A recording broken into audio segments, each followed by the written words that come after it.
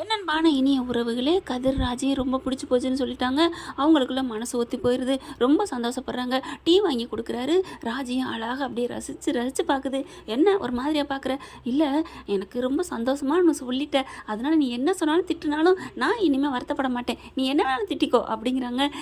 கிறுக்கு மாதிரி ஏதாவது பேசாத, உன்னை எனக்கு பிடிக்கும் போதுமா அப்படின்னு சொல்லிட்டு டீயை குடிச்சிட்டு அப்படி உள்ளுக்க போயிடுறாங்க கடப்பக்கிட்டு. இங்கே பார்த்தா நம்ம அக்காவுக்கு ஃபோன் பண்ணுவோம் அப்படின்ட்டு வேகமாக மீனாவுக்கு கால் பண்ணுறாங்க. இவங்க பாவம் 1:30 மணிக்கு தூங்கிக்கிட்டு தானே இருப்பாங்க. என்னக்கா தூக்கத்தை கெடுத்துட்டேனா அப்படின்னு மீனாட்ட கேட்குது. ஐயோ அப்படின்னு சொல்லிட்டு சரி இரு நான் வெளியில் வந்து பேசுகிறேன் அப்படின்ட்டு.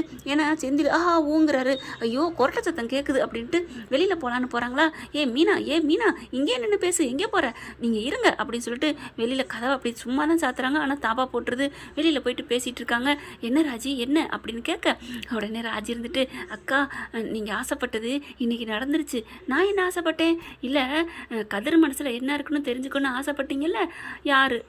நான் தெரிஞ்சுக்க ஆசைப்பட்டேன்னா நீ தாண்டி தெரிஞ்சுக்க ஆசைப்பட்ட அப்படிங்கிற மாதிரி பேச அக்கா சரி விடுக்கா, நான் சரிம்மா விடு நான் தான் ஆசைப்பட்டேன் சொல்லு அப்படிங்கிறாங்க. அது தெரிஞ்சு போச்சு, அவனுக்கு என்ன ரொம்ப பிடிச்சிருச்சான். என்ன சொல்கிற? ஆமாம் அப்படின்னு சொல்லிட்டு அங்கே அதாவது பிடிச்சி போச்சுன்னு சொன்னது என் மேலே விருப்பம் ரொம்ப இருக்குது அப்படின்னு சொன்னதை மட்டும் சொல்கிறாங்க. ஆனால் இங்கே நடந்த சண்டையை சொல்லலைங்க. அடுத்து பார்த்தா பரவாயில்ல ராஜி ரொம்ப சந்தோஷமாக இருக்குது அப்படிங்கிறாங்க. சரிக்கா நான் அப்புறம் பேசுகிறேன் அப்படின்னு வச்சுறாங்களா. அதுக்கப்புறம் உள்ளுக்கு வந்து படுக்கையில் யார் மீனா ஃபோனில் இந்நேரத்துக்கு யார் அப்படின்னு செந்தில் விடாமல் கேட்க தெரிஞ்சுக்கணுமோ அதெல்லாம் சொல்லணும் அவசியம் இல்லை, படுங்க அப்படின்னு சொல்லி படுக்க யாருன்னு சொன்ன என்னடி அப்படின்னு மறுபடியும் செந்தில் கேட்குறாரு. சும்மா ஓரலாக சொல்லியிருக்கலாம், இந்த பிள்ளையும் சொல்லாமல் விட்டுருதா. அதுக்கப்புறம் ஃபோனையும் காமிக்க மாட்டேங்குது, உள்ளுக்க வச்சு படுத்துருதா. ஐயோ யாராக இருக்கும்? 1:30 மணிக்கு யாராக இருக்கும்? இந்த பிள்ளை யதார்த்தமாக சொல்லியிருந்தா அவருக்கும் மண்டைக்குள்ள பூச்சி வந்திருக்காது. ஆனால் பார்த்தீங்கன்னா சொல்லாமல் படுக்கவும் அது யதார்த்தமாக எல்லாருக்கும் உள்ள சகஜமா இல்லை உண்மையிலே நம்பிக்கை பாசம் காதல் வச்சுருந்தா இந்த மாதிரி ஒரு சந்தேகம் வந்திருக்க கூடாதா? புரியலை. என்னன்னு கமெண்ட்ஸில் சொல்லிடுங்க. செந்தில் பண்ணது சரியா தப்பா அப்படின்ட்டு. செந்தில் என்ன பண்ணுறாங்க, ஃபோன் எடுத்து பார்க்குறாங்க. ராஜி தான் பண்ணியிருக்காளா? நம்ம வேற தப்பாக நினச்சிட்டோமே அப்படின்னு வந்துட்டு ஃபோனை வைக்க போகிறாங்க தலானி கடியில். என்ன ஃபோனை பார்த்துட்டிங்களா அப்படின்னு கண்ணை மூடிக்கிட்டே மீனா கேட்க அதெல்லாம் ஒன்றும் இல்லை மீனா, சும்மா தான் பார்த்தேன். ஏங்க இப்படி பண்ணுறீங்க? அப்போ நீங்கள் என்ன சந்தேகப்படுறீங்களா? ஐயோ மீனா அப்படிலாம் இல்லைம்மா, நீ சொல்லியிருந்தா நான் ஏன் கேட்டிருக்க போகிறேன் அப்படி இப்படின்னு சொல்லிட்டு வச்சிடறாரு. அப்படியே செம்ம கோவத்தோடு இருக்கிறாங்க. மறுக்க பார்த்தீங்கன்னா காலையில் விடிஞ்சிருது. ராஜியும் கதிர் வந்து நிற்கிறாங்க. பார்த்தா கோலம் போட்டுக்கிட்டு இருக்கு தங்கமேலு. அப்படி பக்குங்குது நம்ம ராஜிக்கு. என்ன ஏன் நிற்கிற? தங்கமேல கோலம் போட்டுட்டு இருக்காங்க. ஏன் நீ கோலம் போட ஆசைப்பட்டியா அப்படின்னு கதிர் காமெடி பண்ணுறாங்க. அப்படிலாம் இல்லைங்க. ஏன் அப்புறம் என்ன?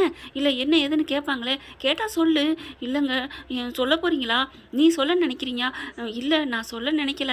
அப்பா ஓ இஷ்டம், சொல்லன்னா விட்டுரு. நீங்கள் சொல்லுவீங்களா? அது ஏன் இஷ்டம், நான் சொல்ல நினச்சா சொல்லுவேன் அப்படிங்கிறாரு. ஐயோ அப்படின்னு பக்குன்னே வர ராஜி கதிர் வந்துட்டீங்களா அப்படின்னு தங்கமேல வந்துட்டு என்ன டான்ஸ் ஆட போட வந்துட்ட அப்படின்னு கேட்க அப்படி பார்க்குது ராஜி பேந்த. உடனே அண்ணி உள்ளுக்க வாங்க, எல்லாரும் வந்துடட்டும், எல்லாத்துட்டையும் இதே கேள்வி தான் கேட்பாங்க, நான் அவங்களுக்குலாம் தனித்தனியாக சொல்ல முடியாது இல்லையா, அதனால எல்லார்ட்டையும் சொல்கிறேன் அப்படின்னு உள்ளுக்குள்ள வராங்க. எல்லாரையும் கூப்பிட்றாங்க. ஒவ்வொருத்தவங்களாம் வந்துட்டு இருக்காங்க. வெளியில் வாக்கிங் போயிட்டு வராங்க. அரசியும் செந்திலும் பார்த்தா அவங்க மாமாவோட தான் போயிட்டு வராங்க. கோமதி இருந்துட்டு எங்கேடி போயிட்டு வர? வாக்கிங் போயிட்டு வரேன். எதுக்குடி நீ தனியாக போனேன்? அம்மா என்னம்மா, மாமா கூட அண்ணன் கூட தானே போயிட்டு வந்தேன் அப்படின்னு பேசிக்கிட்டு இருக்கல. உடனே பழனி இருந்துட்டு அறிவாக பேசுகிறாராம். ராஜிக்கு எகென்ஸ்டாக இருக்கிறதே இவரோட பொழப்பு. அக்கா விடுக்கா, இப்போ ராஜியோட பிரச்சனைக்கு வா, அரசியை பற்றி பேசிகிட்டு இருக்க அப்படின்னு. என்னம்மா ராஜி திடீர்னு வந்து நிற்கிற அப்படின்னு கேட்கல. அது இல்லை, அது வந்துன்னு ராஜி சொல்ல ஆரம்பிக்கிறாங்க. பார்த்தா கரெக்டாக கதிர் வந்து காப்பாற்றிடுறாருங்க.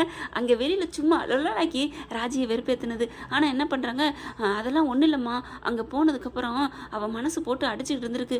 மாமா அத்தை வீட்டில் எல்லாரும் வேணான்னு சொன்னாங்களே, நம்ம வந்தது தப்பு அப்படின்னு சொல்லிட்டு எனக்கு ஃபோன் பண்ணா, நான் போய் கூட்டிகிட்டு வந்துட்டேன் அப்படி மீனா பார்க்குறாங்க. ஏன் எங்ககிட்ட கூட ஒரு வார்த்தை சொல்லலை, சொல்லியிருக்கலாம்ல செந்திலும் கேட்குறாங்க. ஆமாடா கதிர், ராத்திரி உனக்கு காணோம், அங்கே தான் போனியா, எப்படி போயிட்டு வந்த, எதில் போயிட்டு வந்த, எதில் போனால் என்ன, எதில் ஒரு பிரச்சனை, வந்துட்டோம்ல அப்படிங்கிற மாதிரி பார்க்குறாங்க. அதுக்கப்புறம் பாண்டியன் அப்பாடா இப்போவாது எங்கள் பேச்சை கேட்டியம்மா, இப்படி தாம்மா இருக்கணும், குடும்பத்தை நினச்சி வந்த பார்த்தியா, இதுதான் சூப்பர் அப்படின்னு சொல்லி எல்லாரும் பாராட்ட. ஆனால் கோமதி மட்டும் வழக்கமாக அவங்க எப்போவுமே செல்லமாக திட்டுவாங்க இல்லையா, அதை 2 திட்டு விடுறாங்க. சாரியத்தை அப்படிங்கிறாங்களா. அதுக்கப்புறம் அவங்கவுங்க கலைஞ்சிடுறாங்க. அப்படியே ராஜியும் நம்ம கதிர் உள்ளுக்குள்ளே போயிடுறாங்க. போனதுக்கப்புறம் தேங்க்ஸ் அப்படிங்கல. எதுக்கு தேங்க்ஸு, என்னை சொல்லி கொடுக்காம நீ வந்து என்னை காப்பாற்றினில அதுக்காகவும், அங்கே என்னை காப்பாற்றினில அதுக்காகவும். சொல்லியிருந்தா வீட்டில் பிரச்சனை வரும், நீனும் திட்டு வாங்குவ, அதனால தான் வேணான்னு விட்டுட்டேன் அப்படிங்கிறாரு. என் மேலே உனக்கு அவ்வளோ பிரியமா அப்படிங்கிறாங்க. இங்கே பார், அதெல்லாம் நினச்சி அழட்டிக்காத, நீ பேசாமல் தூங்கு. இல்லை, என்னை எதுக்கு இந்த மாதிரிலாம் போலீஸுக்கு போகணுங்கிற அப்படிங்கிற இப்படிங்கிற ராஜி போட்டு கேள்வி மேலே கேள்வி கேட்க. பாரு ராஜி, நமக்கு பிடிச்சவங்க அவங்க ஆசையை நிறைவேறிட்டா, அவங்க லட்சியத்தை அடைஞ்சிட்டா நமக்கு சந்தோஷம் தானே அப்படிங்கிறாங்க. நன்னானே மியூசிக் போகுதுங்க. அப்படியே பார்த்தா இவங்களோட லவ்ஸை விட அவங்க பின்னாடி பேக்ரவுண்ட் மியூசிக் இருக்கு பாருங்க, எனக்கு ரொம்ப பிடிச்சிருக்கு, நல்லாவே கொடுத்துருக்குறாங்க. இந்த பக்கத்து ஒரு மாதிரியாக போயிட்டு இருக்கல, அரசியோட கேஸ் வந்து கோர்ட்டுக்கு வருதுங்க. குமார் என்ன பண்ணுறாங்க, தண்டனை பூராத்தையும் நான் ஏற்றுக்கிறேன், தப்பு பண்ணது எல்லாமே நான் தான், அரசி சார்பில் சொன்னது எல்லாமே உண்மைதான் அப்படின்னு எல்லா தப்பையும் ஒத்துக்கிறாரு. அதை பார்த்து அப்படியே அரசி அதிர்ச்சி ஆகுது, எல்லாருமே அதிர்ச்சி அடைகிறாங்க. அதுக்கப்புறம் நீ ஏதாவது சொல்றியாமா அப்படின்னு நீதிபதி அரசியை பார்த்து கேட்க, அரசி என்ன பண்ணுறாங்க, மனசு மாறிடுறாங்க. எப்போ தான் செஞ்ச தப்பை ஒத்துக்கிட்டாங்களோ அப்போவே நான் வந்து அந்த கேஸை வாபஸ் வாங்கிறேன், எனக்கு இது போதும் அப்படின்னு சொல்லிடுறாங்க. அதனால அப்படியே அதிர்ச்சி அடைகிறாங்க. அரசி அந்த சொன்ன வார்த்தையை கேட்டு அவங்க அப்பாவே பயங்கரமாக அதிர்ச்சி ஆயிடுறாரு. யாரோட அப்பா, குமாரோட அப்பா. குமார் அப்பா பார்த்தீங்கன்னா அப்படின்னு வாயை புழக்க அப்படி கோமதி அதுக்கு மேலே. ஆனால் பாண்டியன் கூலாக இருக்காருங்க.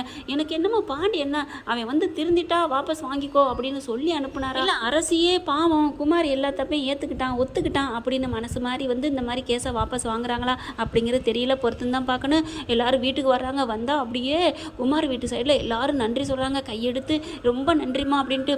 அப்படியே சக்திவேலு தாங்க ரொம்ப சந்தோஷம் அடைகிறாரு. எப்படா அப்படின்னு சொல்லிட்டு, ஏண்டா மவனே நீ பாட்டுக்கு ஒத்துக்கிட்ட, ஏதாவது ஆயிருந்தா என்னடா ஆயிருக்கும் அப்படிங்கிற மாதிரி பேச, அப்பா நான் பண்ணதெல்லாம் தப்புப்பா, அதை ஒத்துக்கிறதுல என்ன இருக்குது அப்படிங்கிறாங்க. அரசி வாழ்க்கையை கெடுத்தது நான் தானே அப்படின்னு சொல்கிறத கேட்டுட்டு இங்கே அரசி குடும்பத்தில் எல்லாருமே பரவாயில்லையே உண்மையிலே திருந்திட்டான் போல இருக்கே அப்படின்னு ஃபீல் பண்ணுறாங்க.